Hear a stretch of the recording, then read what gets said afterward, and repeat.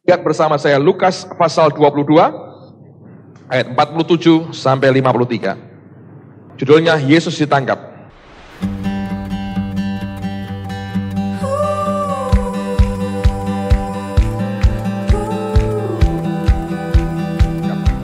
Waktu Yesus masih berbicara, datanglah serombongan orang, sedang muridnya yang bernama Yudas, seorang dari ke-12 murid itu, berjalan di depan mereka.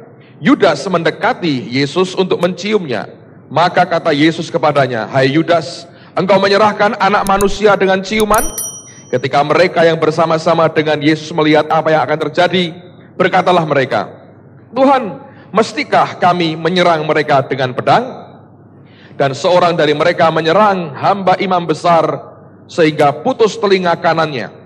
Tetapi Yesus berkata, "Sudahlah itu." Lalu ia menjamah telinga orang itu dan menyembuhkannya.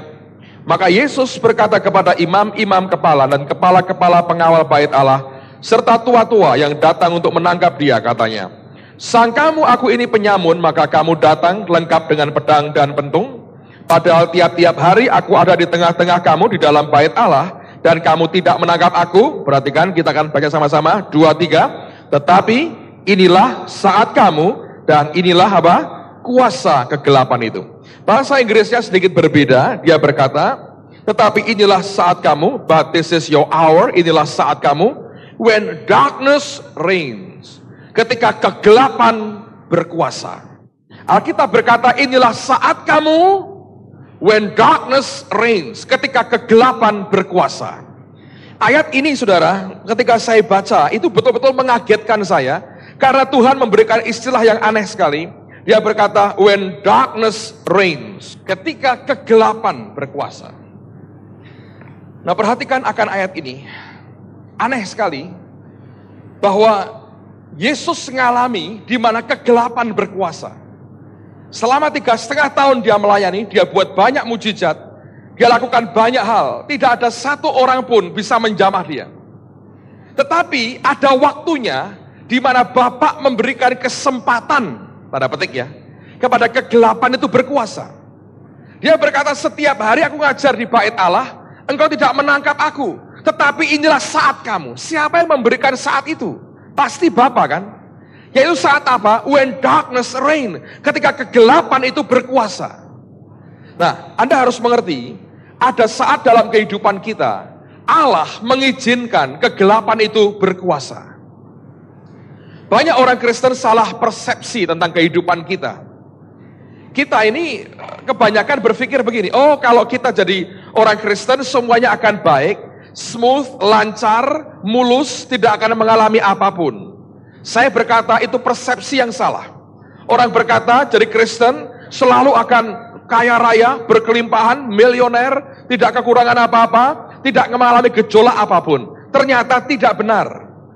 Alkitab mengatakan bahkan dalam kehidupan Yesus, dia berkata inilah saat kamu, when darkness reign, ketika kegelapan itu berkuasa. Artinya ada saat-saatnya di mana kegelapan itu diizinkan Bapa di surga datang dalam kehidupan kita. Saya pikir kita tidak boleh melupakan Mazmur 23. Begitu luar biasanya Allah memberikan akan jaminan kepada kehidupan kita sebagai domba-dombanya. Tapi dalam Mazmur 23, di samping berbagai macam hal yang luar biasa yang Allah berikan, jangan lupa Daud berkata, sekalipun aku melewati apa? Lembah bayang-bayang maut. Itu kan kegelapan, saudara. Waktu kegelapan tiba dalam kehidupan kita, kita harus berkata, ada saatnya di mana kegelapan itu akan datang dalam kehidupan kita. Nah, ketika Yesus mengalami darkness reign, ketika dia mengalami kegelapan berkuasa, apa yang dia alami? Yang pertama, dia mengalami pengkhianatan. Yang kedua, dia mengalami penyangkalan. Yang ketiga, dia mengalami akan tuduhan fitnahan yang palsu. Yang keempat, dia mengalami aniaya. Dan dia mengalami semua pelecehan. Dia mengalami semua yang mengerikan dalam hidupnya. Semua penghinaan, perendahan diri, semuanya dia alami dalam kehidupannya. Itulah yang terjadi ketika kegelapan itu berkuasa, diizinkan berkuasa. Banyak orang bertanya, "Pak, kenapa hidup saya mengalami seperti ini? Saya berkata, ada waktunya memang Allah mengizinkan sepertinya kegelapan menang atas kita. Tapi perhatikan saudara sekalian. Nah, apa yang dialami Yesus? Lihat pada Lukas 23 sekarang. Ayat 23 sampai 25. Inilah ketika kegelapan itu berkuasa, yang dialami Yesus seperti ini. Lukas 23 ayat 23. Tetapi dengan berteriak mereka mendesak dan menuntut supaya ia disalibkan, dan akhirnya mereka menang dengan teriak mereka. Jadi bukan hanya sekarang orang demo dan menang, saudara. Zaman dulu orang bisa menang dengan teriak mereka. Kalau Anda kuasai massa, Anda berkata teriak, akhirnya mereka menang. Menang dengan teriak, tapi itu bukan dari Tuhan, saudara. Terusin lagi. Lalu Pilatus memutuskan supaya tuntutan mereka dikabulkan, dan ia melepaskan orang yang dimasukkan ke dalam penjara karena pemberontakan dan pembunuhan itu sesuai dengan tuntutan mereka. Tetapi perhatikan, baca sama-sama, 2, 3, Yesus diserahkannya kepada mereka untuk apa? Diperlakukan semau-maunya. Waktu kegelapan itu berkuasa dalam kehidupan kita, Anda akan mengalami perlakuan yang sangat tidak adil. Orang sepertinya diizinkan memperlakukan kita semau-maunya. Hidup kita seperti dipingpong, ditendang sana-sini, diperlakukan semau-maunya. Dan Yesus mengalami semuanya itu. Ada berapa banyak orang Kristen yang merasa hidupnya diperlakukan tidak adil. Tapi ketika kegelapan dibiarkan untuk seketika lamanya berkuasa, Yesus mengalami, dia diperlakukan semau-maunya. Nah, sekarang pertanyaannya, ujungnya tentu kita tahu bahwa dia disalibkan dan dia mati buat kita semua. Mengapa Allah mengizinkan kegelapan untuk sesaat kadang-kadang berkuasa dalam kehidupan kita? Nah, ini yang penting. Sebab kalau kita hanya tahu kegelapan bisa berkuasa, tidak nolong banyak. Tapi yang kalau kita bisa mengerti, untuk apa semuanya itu Allah izinkan. Nah, siapa yang percaya tidak ada rencana Tuhan yang jahat buat kehidupan kita? Angkat tanganmu tinggi-tinggi. Kalau kita percaya bahwa Allah itu baik, pasti kita mengerti apa rencana Tuhan sebetulnya mengizinkan kegelapan itu untuk sesaat berkuasa dalam kehidupan kita.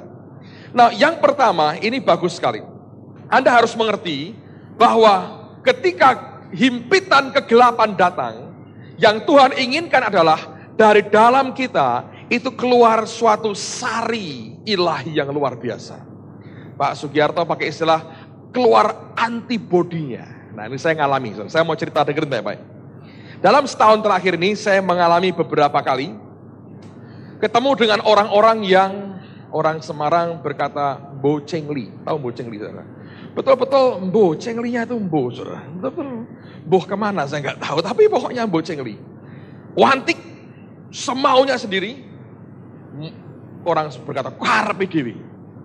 Tidak urusan orang, tidak urusan perasaan orang, tidak ada hormatnya kepada orang. Saya seperti ketemu hakim yang lalim. Mana pernah kita berarti tidak takut Allah dan manusia. Ini betul-betul saya berkata, wow, saya ketemu beberapa orang yang punya sisi keekstriman yang begitu tinggi.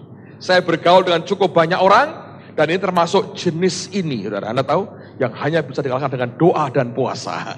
Anda tahu ya, ada yang jenis ini. Makanya kalau ada orang yang sampai titiknya aneh sekali, Anda harus berkata, wah ini termasuk jenis ini.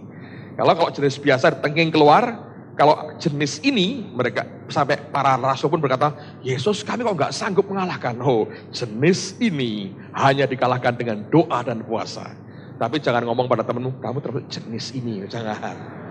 Ya, kalau Anda akan ketemu mungkin ya, mudah-mudahan tidaklah, karena ketemu orang begini ini susah. Antara pengampunan dan mau mukuli itu nyampur jadi satu, saudara. Jadi ini Anda mesti hati-hati kalau ketemu begini. Tapi kalau Anda sudah siap, Tuhan akan hadapkan dengan jenis ini, saudara. Ini jenis yang luar biasa.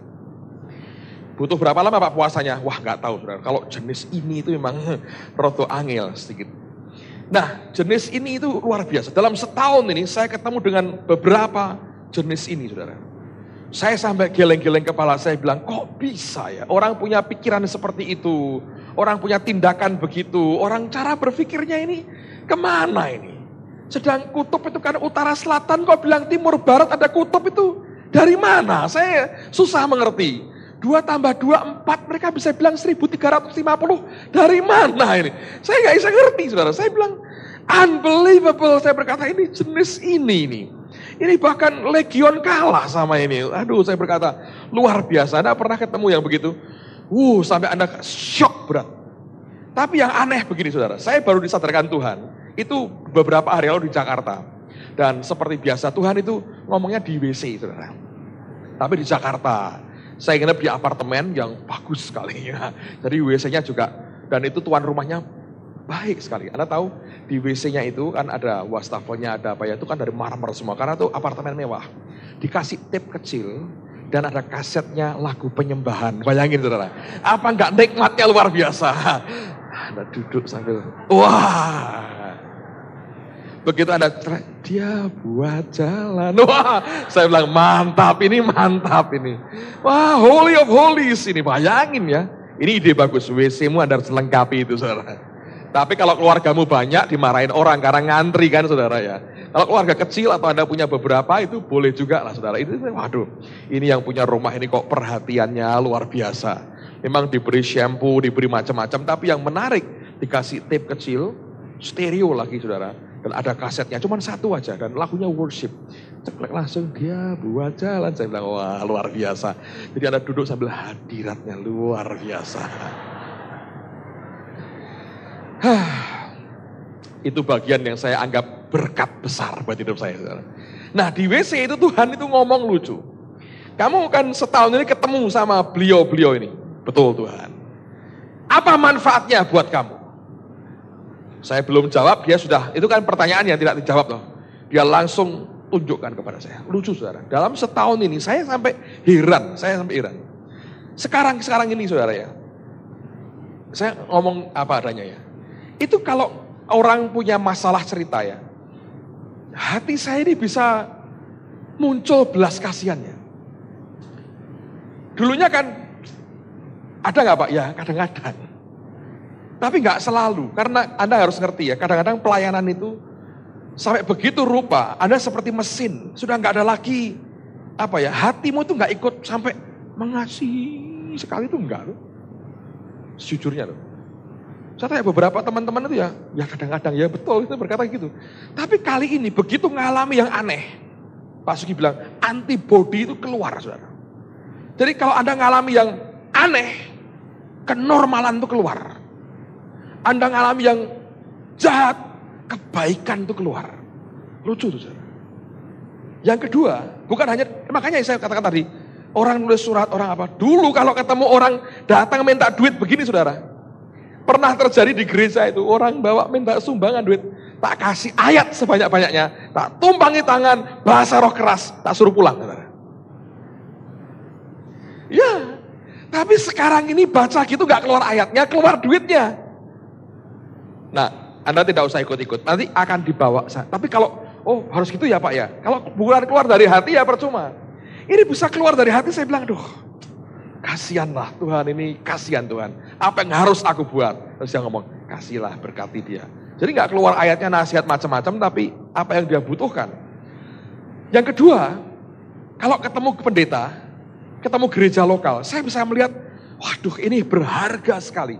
Saya khotbah di gereja, orang lain, saya bisa melayani mereka seperti saya melayani saudara. Bisa segenap hati saya curahkan semuanya. Ngomong dalam pendetanya saya bisa curahkan semua yang saya punya. Saya bisa berkata kalian ini berharga, kamu bisa maju, kamu bisa luar biasa. Ayo. Bisa heran. Kok bisa gini ya Tuhan ya? Nah, dia berkata, loh lihat, ada manfaatnya orang-orang begini. Jadi kalau Anda ketemu dengan jenis ini, jangan ngomel, saudara. Kalau Anda ngomel, Anda akan kepahitan. Anda tidak ngomel, keluar itu. Sari ilahi, keluar dari kita. Coba buka 2 Korintus pasal 4. 2 Korintus pasal 4. Perhatikan pada ayat yang ke-17. Sebab itu kami tidak tawar hati, tapi meskipun manusia lahiriah kami semakin merosot, namun manusia batiniah kami dibaharui dari sehari ke sehari. Sebab, perhatikan ini, penderitaan ringan yang sekarang ini, ngapain saudara? Ngapain? Mengerjakan bagi kami kemuliaan kekal yang melebihi segala-galanya. Ayat 17 kalau saya ringkas, akan berkata bahwa penderitaan itu mengerjakan. Jadi kalau Anda ketemu dengan orang yang jenis ini, kondisi yang jenis ini, itu kan membuat penderitaan sih buat jiwa kita. Ya toh, Anda kan berkata, kok bisa begini ya orang seperti ini? Dan orang yang jenis ini, kondisi yang jenis ini, itu kan membuat penderitaan sih buat jiwa kita.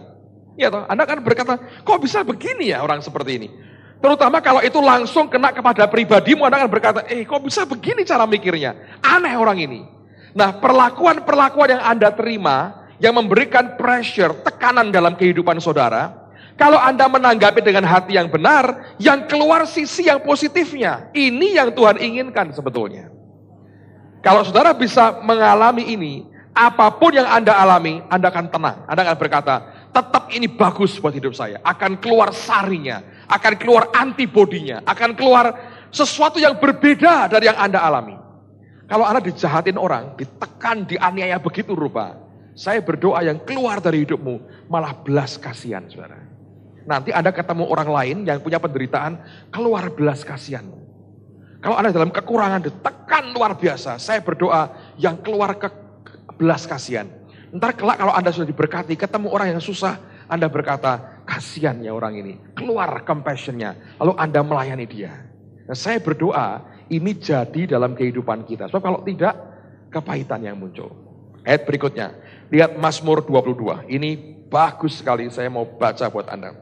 Mazmur 22 ayat pertama sampai 9. Nanti pada waktu ayat yang kedua saya baca, saya berhenti, saya mau tanya dengan Anda, saya mau cek pengetahuanmu. Ini yang ngomong kelak menggenapi omongan ini siapa? Mazmur 22, yang sudah ketemu tolong angkat tangan kanannya. Oke, lihat pada Alkitab masing-masing. Judulnya adalah Allahku mengapa kau tinggalkan aku. Untuk pemimpin biduan menurut lagu Rusa di Kala Fajar, Mazmur Daud. Perhatikan. Allahku, Allahku, mengapa engkau meninggalkan aku? Ini yang ngomong akhirnya siapa? Yesus kan? Berarti ini nubuat tentang siapa? Yesus. Nah dengan ini Anda ngerti kita membaca tentang Yesus. Oke, ulangi lagi. Allahku, Allahku, mengapa engkau meninggalkan aku? Bahasanya dia berteriak, Eli, Eli, lama sabachthani. Saya punya teman ngawur, dia berkata gini, Yesus itu pernah berbahasa lidah. Loh kapan itu? Eli, Eli, lama sabachthani. Ngawur saya berkata, itu dianggap bahasa lidah, eskarpe saya bilang. Jenis ini juga. Ada orang yang memang begitu saudara. Nah kalau ketemu begitu, 30 kan ya rame itu. 5 aja pusing. Aku berseru tapi engkau tetap jauh dan tidak menolong aku. Allahku, aku berseru-seru pada waktu siang, tapi engkau tidak menjawab. Dan pada waktu malam, tapi tidak juga aku tenang. Padahal engkaulah yang kudus yang bersemayam di atas puji-pujian orang Israel. Kepadamu nenek moyang kami percaya. Mereka percaya dan engkau meluputkan mereka. Kepadamu mereka berseru-seru dan mereka terluput. Kepadamu mereka percaya dan mereka tidak mendapat malu. Ayat 7, perhatikan ini. Mari baca sama-sama. 2, 3. Tetapi aku ini apa? Ulat dan bukan orang. Celah bagi manusia, dihina oleh orang banyak. Semua yang melihat aku mengolok-olok aku, mereka mencibirkan bibirnya, menggelengkan kepalanya. Ia menyerah kepada Tuhan, biarlah dia yang meluputkannya, biarlah dia yang melupaskannya, bukankah dia berkenan kepadanya. Perhatikan, ada perkataan di ayat 7 yang berkata, tapi aku ini apa saudara? Ulat. Jadi Yesus sendiri itu digambarkan sebagai ulat. Saya kok belum pernah dengar ada orang punya pelayanan ulat ministry. Kenapa Pak kok tidak mau? Karena itu nggak teli Pak. Well, saya mau tunjukkan sesuatu yang luar biasa kepada Anda. Sehingga mulai hari ini, kalau Anda dikatakan ulat, Anda akan bangga. Mungkin kamu punya simbol ulat sejak hari ini, saya yakin bisa. Kelak tahun depan ada big days, Anda berkata, ulat, ulat. Nah, Anda punya grup ulat. Pokoknya nggak teli setan, saudara. Nah, kata ulat di sini, kata ulat, itu dari kata Ibrani sebetulnya, tola. T-O-W-L-A. Tola. Kelihatan? Nanti kalau enggak kelihatan, habis baktian lari ke sini, lihat. Tola. T-O-W-L-A. T-O-W-L-A. Tola. Nah, kata tola ini sebetulnya, dengerin ya saudara ya, itu sebetulnya merupakan ulat yang langka pada zaman kuno. Ulat langka. Dan ulat ini tidak boleh dipelihara oleh sembarang orang. Hanya istana raja yang boleh memelihara akan tola, akan ulat ini. Dia berkata, tetapi aku ini ulat. Dia berkata, aku ini tola. Dia berkata, aku ini bukan sembarang ulat. Aku ini ulat yang dipelihara oleh para raja. Nah, untuk apa raja kok pelihara ulat? Apakah pengen gatel-gatel? Ada gunanya. Tola ini punya cairan tubuh di dalam yang warnanya aneh. Warnanya itu ke arah scarlet, ungu tua. Nah, tola ini dipelihara untuk apa? Bukan dimakan, bukan digoreng, bukan dibuat campuran nasi rames. Bukan juga. Tola ini dipelihara, setelah cukup gede, diapain? Digencet, cret. Diambil cairan di dalamnya, lalu itu untuk bahan, apa istilahnya? Wenter. Apa kok wenter? Indonesianya apa? Pewarna, nah itu lebih baik, pewarna. Bahan pewarna kain, lalu hasilnya adalah kain ungu tua scarlet yang hanya boleh dipakai oleh raja-raja dan bangsawan. Jadi kalau Yesus berkata aku ini ulat, kalau bapaknya ulat, anak-anaknya ulat. Coba beri salam, selamat ya ulat. Rodok nggateli tidak apa-apa. Nah, Anda ngerti kan? Saudara ini ulat. Anda memang dipelihara, dikasih makan, supaya satu hari bisa digencet, saudara. Nah, kalau ulat kok ngindo terus, saudara, itu bukan tola, itu ulat jambu. Kalau Anda digencet, dengar baik-baik, Anda berkata, inilah tujuan hidupku. Nah, ya toh? Gencet, jangan keluarnya terus kepahitan. Keluarkan warna scarlet, warna ungu tua. Anda akan dipakai untuk pewarna jubah raja di atas segala raja. Ada MK ulat sekarang, tola ministry. Nah, rodok gateli Pak, nggak apa-apa. Yang gatel setan, tapi yang disenangkan Tuhan. Yesus sendiri digambarkan. Dia menggambarkan dirinya sebagai ulat. Orang berkata menjijikkan, dihina. Karena orang tidak tahu ini ulat spesial. Yang memang dipelihara untuk digencet, saudara. Supaya apa? Keluar pewarnanya. Dan zaman itu, hanya dari sumber tola inilah, raja-raja mengenakan akan pakaian ungu kebesarannya. Dan satu jubah itu butuh berapa juta tola yang digencetin saya nggak tahu saudara. Tapi butuh begitu banyak korban tola digencet. Tapi supaya keluar kemuliaan yang luar biasa. Jadi normal nggak kalau Anda digencet-gencet itu? Normal. Sebab kita ini ulat saudara. Ada yang sedang digencet, rasanya selalu orang merasa. Yang merasa sedang digencet hari-hari, coba katakan. Ini rombongan ulat begitu banyak di sini, saudara. Selamat saya mengucapkan, memang itulah tujuan hidup Anda untuk digencet. Yang keluar jangan kepahitan dong. Yang keluar harus sari ilahi yang luar biasa. Nah ini kehidupan, kenyataan kehidupan. Saya berkata, sebetulnya inilah yang Tuhan mau dalam kehidupan kita. Jangan jadi orang Kristen yang tidak mengerti tujuannya. Nah, yang kedua sekarang.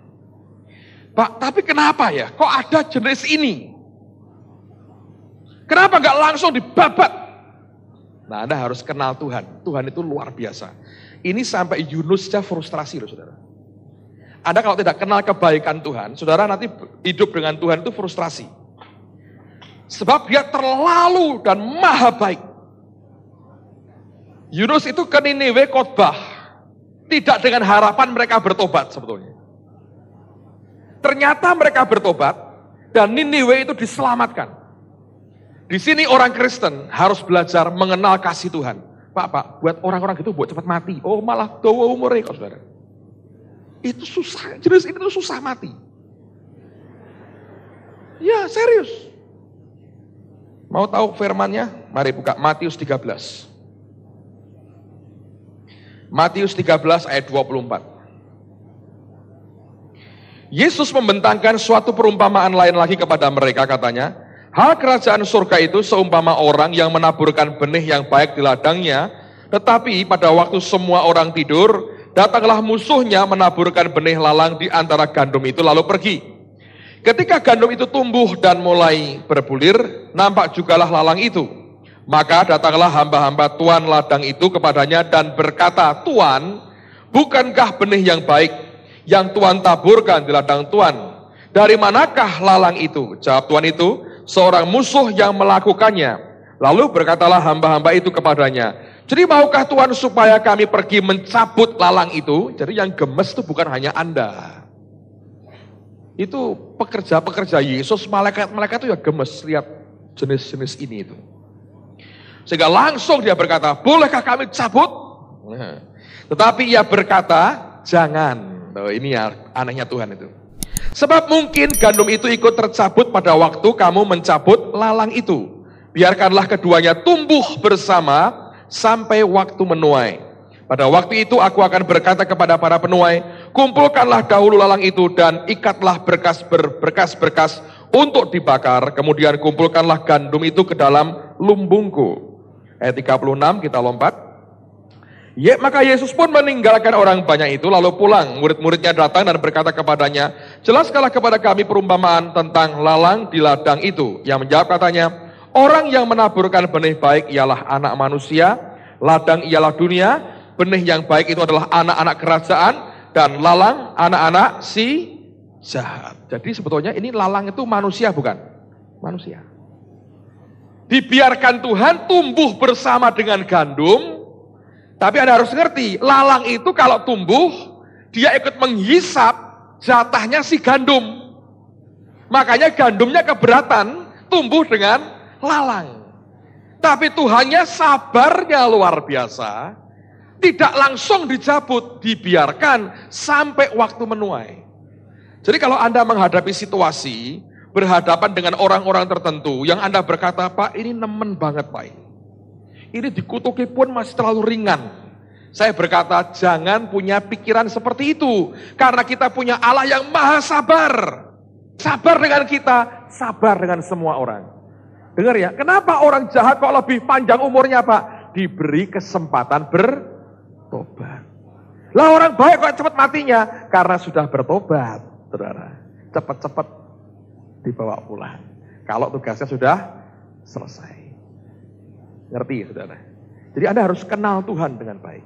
Kalau tidak Anda akan kecewa dengan Allah. Yang begini kok dipertahankan, diberkati lagi. Nggak ada buahnya. Ya memang. Dia berkata jangan.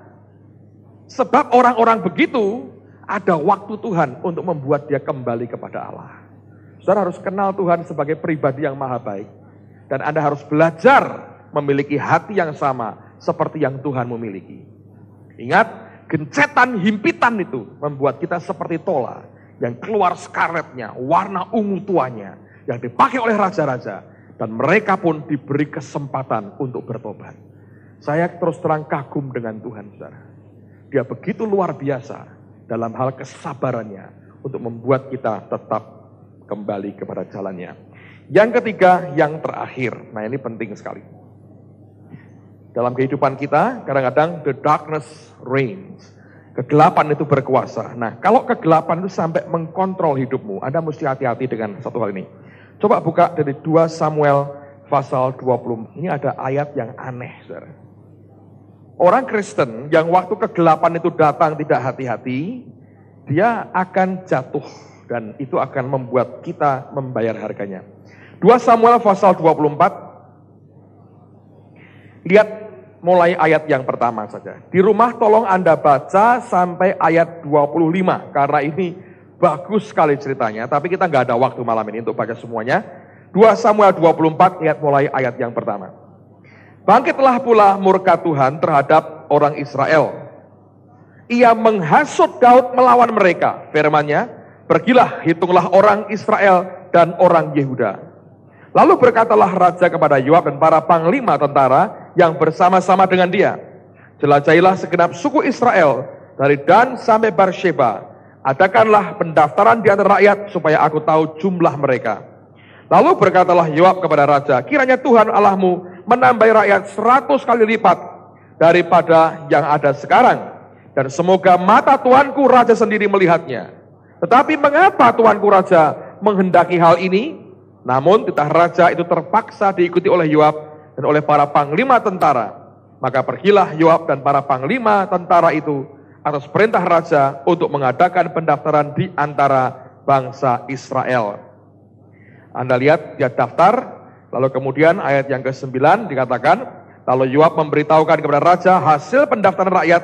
Orang Israel ada 800.000 orang perangnya yang dapat memegang pedang, dan orang Yehuda ada 500.000. Tetapi berdebar-debarlah hati Daud setelah ia menghitung rakyat. Lalu berkatalah Daud kepada Tuhan, aku telah sangat berdosa karena melakukan hal ini. Maka sekarang Tuhan jauhkanlah kiranya kesalahan hamba-Mu, sebab perbuatanku itu sangatlah bodoh. Nah, kita berhenti. Anda baca seterusnya. Nabi datang, diberi daftar menu, pilihan, kayak Holy Cafe. Hukuman pertama, kedua, ketiga, silahkan pilih sendiri. Nah, akhirnya mati itu, kalau nggak salah 70.000 orang mati, karena Tuhan menghalau mereka, mengalahkan mereka. Nah, perhatikan, saya terus terang bergumul cukup lama ya, saya berkata, ini Tuhan ini kok cari gara-gara sih? Gitu. Tanpa sebab sepertinya, toh, bangkitlah murka Tuhan, lalu ia menghasut Daud. Jadi Anda jangan tahu, Anda harus tahu ya, kekuatan menghasut itu Tuhan juga punya. Dia tahu bagaimana menghasut orang. Anda mesti hati-hati. Di Tawarikh dia pakai setan diceritakannya. Tapi dengar baik-baik saudara. Kenapa sampai Allah murka kepada orang Israel? Saya doa Tuhan, kenapa engkau murka? Roh Kudus ngomong bagus. Baca pasal sebelumnya. Lihat. Di pasal 23 dari ayat yang ke-8. Judulnya adalah apa? Pahlawan-pahlawan Daud. Anda baca cerita ini, sebagian besar menceritakan kehebatan manusia. Lalu kemudian Daud rupanya melihat begitu banyak orang hebat yang dia punya. Itu membuat rakyat Israel sombongnya keluar. Sampai akhirnya Daud keluar kesombongannya. Dan dia berkata, aku mau menghitung. Yang dia diminta menghitung itu bukan sensus, bukan. Berapa yang bisa perang, dia menghitung tentara sebetulnya. Itu jadi kebanggaannya dia. Setiap kali orang Israel dan anak Tuhan mulai membanggakan apa yang dia mampu dan apa yang dia punya, itu gawat, saudara. Nah, saya punya teori bisul. Kok aneh-aneh, Pak? Yes, biar mudeng. Bahasa enaknya itu udun. Udun. Ada siapa yang pernah punya bisul? Coba angkat tangan. Alah, tiap hari pakai krim terus gitu loh. Siapa yang seumur hidupnya tidak pernah bisulen? Coba angkat tangan, lihat nih. Wah, ada nih, belum bisulen, masih kecil ini. Bisul itu kan macam-macam. Ini bukan teori aneh toh. Ini bisul. Anda tahu bisul? Kalau ini, nah bagus. Ini kulitmu. Nah. Inilah namanya apa? Atau udun.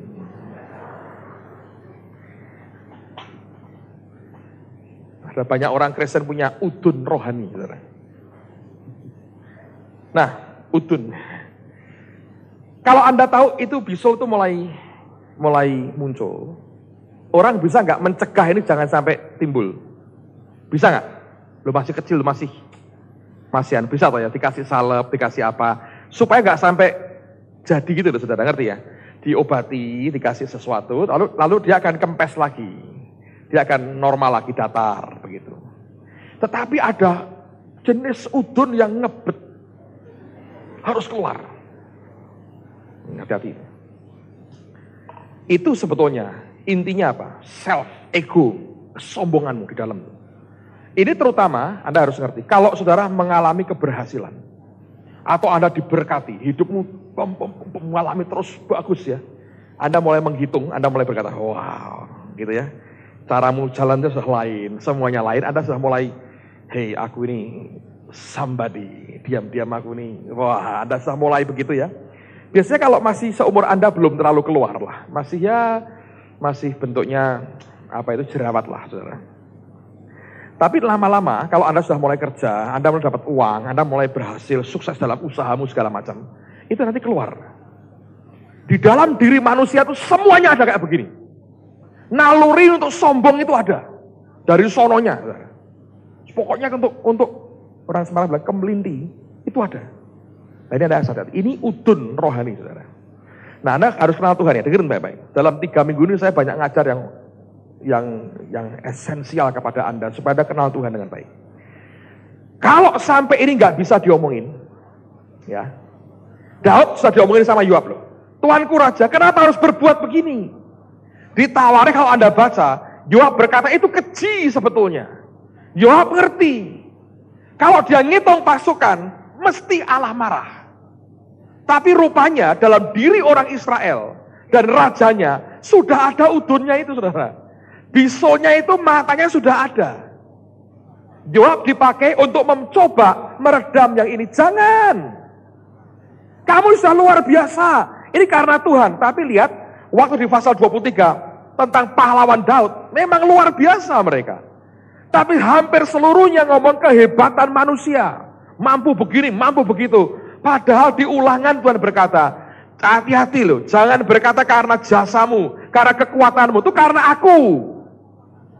Berkali-kali Allah berkata, hati-hati, jangan anggap itu karena kamu. Tapi namanya orang, saudara, itu nggak bisa. Naluri kita itu selalu ingin terima recognition, pengakuan dari orang. Ingin menonjol itu ada, itu di dalam kita itu ada. Semua orang punya. Yang satu tahu bagaimana nyalepin udunnya, yang satu senang dengan udunnya keluar.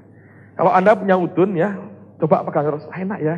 Agak gatal-gatal bagaimana, terus gosokan saudara. Gak lama itu, keluar ya. Nah, kalau sudah keluar, sudah menteng-menteng gitu ya. Apa itu menteng-menteng itu? Mateng itu bukan mateng itu, ya menteng-menteng. Sudah, gitu lah ya. Sudah mulai panas dingin badanmu itu ya. Diapain itu? Diapain?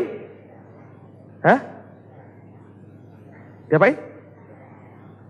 Pencet. Apain lagi? Sudet. Apain lagi? Plotot. Komplit. Bahasa Jawa itu enak, itu luar biasa. Sudet, plotot, gencet, pencet. Wah, komplit. Anda beri nama sendirilah. Kalau sudah sampai titik begini, Tuhan akan berkata, pencet.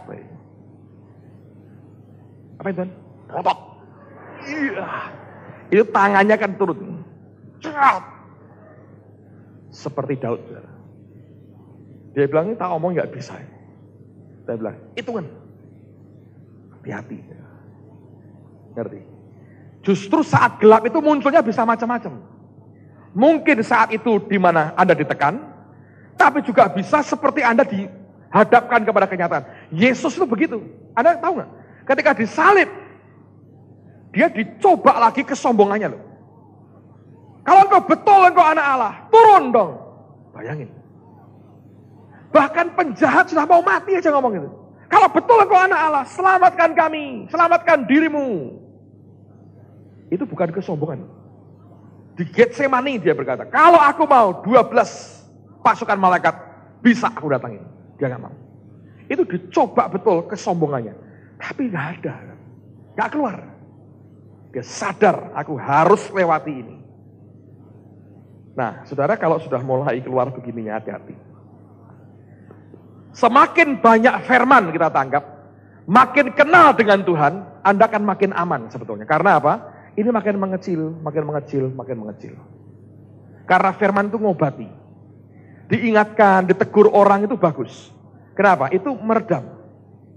Tapi kalau nggak bisa, dibiarin. tambah kenceng, tambah gede. Orang berkata, loh lihat, tambah bagus kan? Di tubuhku ada gunung Himalaya. Loh, udun itu seperti gunung Himalaya loh, saudara. Kok gimana Pak? Ya kan gunung itu kan gini ya. Saljunya di sini. Wah. Udun kan ada saljunya loh di atasnya. Seperti Mont Blanc. Kalau sudah begitu, pencet. Siapa yang dengerin Pak Yusak khotbah di radio tadi malam? Anak dia ingat dia cerita papahnya yang tidak mau bayar perpuluhan, ya. Itu kan diingatkan, dia ketawa, dia bilang, hartaku tidak habis berapa? 7 turunan. Terus diomongin dalam sekian bulan habis, ya ketawa nggak mungkin. 7 turunan tidak habis. Itu udun bukan saudara? Sangat itu. Akhirnya dalam 3 bulan dipencet bukan? Habis. Saya kan kenal waktu menjelang saat-saat beberapa tahun sebelum Tuhan panggil beliau pulang. Opa ini, dekat saudara. Saya dengan dia dekat. Kalau ngobrol dengan dia sampai jam 1 pagi di Cirebon. Betah. Ngobrol apa? Firman. Wah memang betul jago firman saudara. Kalau khotbah depan dia paling ngeri. Duduk paling belakang dengan kursi goyang. Anda khotbah gitu, dia dengerin baca Alkitab. Begitu ngerti nggak bener omonganmu, nanti jadi waktu makan, saudara, dia mulai ngomong halus pertama. Pak, tadi kok ngomong begitu tuh artinya apa ya? Kan semangat, wah cerita gini, ngomong diwalik sama dia. Tapi Alkitab berkata, begini, gelagap. Bayangin saudara. Kecuali dengan saya tidak pernah. Loh bukan karena saya hebat, saudara, bukan. Ada story-storynya lah di belakang. Karena saya pernah ceritakan beberapa yang tapi kami cukup dekat sih hubungan. Jadi dengan saya dia nggak pernah gitu. Tapi kata diskusi firman, ngomong firman, wah luar biasa. Dan itu yang membuat saya senang, antusias. Jam 8 saya belum keluar kamar, dia sudah keluar, nyeret sandal jepitnya, srek. Orang tua apa namanya? Ngetok kamar saya. Gung, makan Gung. Ya. Makan sama dengan apa? Ayo ngobrol. Jadi kami duduk di meja makan, dari makan pagi sampai makan siang. Serius. Dari makan pagi sampai makan siang. Siang saya suruh istirahat. Kamu kan nanti khotbah, istirahat. Habis pelayanan, makan malam, sampai supper jam 1 dengan teman air putih. Jam 1 pagi. Tanya istri saya, sampai dia gak kuat tidur. Ajak ngobrol. Menjelang tuanya memang makin peka dengan suara Tuhan. Waktu anaknya pertama meninggal, kakaknya Pak Yusak yang besar meninggal, saya kan ke Cirebon ya, beberapa jam terus balik Semarang karena sibuk sekali pelayanan. Dia kenalkan sama orang, wah ini anakku. Wah dia berkata gitu. Tapi ya itu pengalaman bagus. Anda tahu tuh kalau sudah sampai titik gini ya, pencet.